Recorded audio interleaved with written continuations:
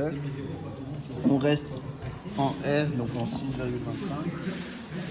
Ce qu'on va faire ici pour la manip 3, c'est qu'on va prendre les petites plaquettes mises à La sonde pour mesurer.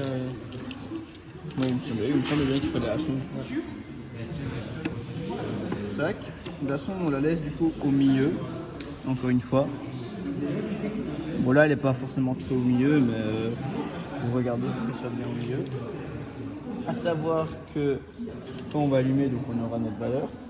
À savoir, si vous voulez savoir, le champ magnétique va augmenter seulement pour les métaux ferromagnétiques, c'est-à-dire fer et nickel.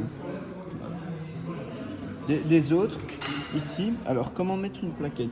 La plaquette, on va venir la mettre comme ça, contre, dans le sens du champ magnétique. Ici, nous, notre champ magnétique, on voit bien qu'il est dans ce sens-là. Okay, donc, on va venir mettre la plaquette dans ce sens contre l'encoche. Voilà, ici, ça augmente pas, vous voyez bien. Pareil pour le plastique, ça augmente pas. Par contre, si je mets du fer,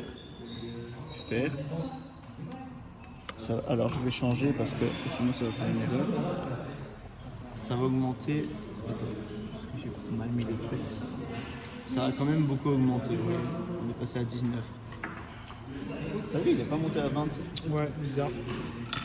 Et si on met le nickel, pareillement, ça va augmenter moins fort normalement que le fer. Mais ça augmente aussi. Voilà.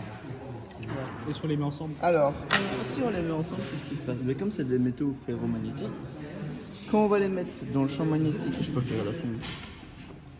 Quand on va les mettre ensemble dans le champ magnétique, ça va tout simplement les coller. Voilà, faire un peu de magie. Voilà. Voilà. Et à savoir que quand on va couper, voilà, il va tomber. Et je peux le récupérer si on réaugmente et si on réactive le champ magnétique.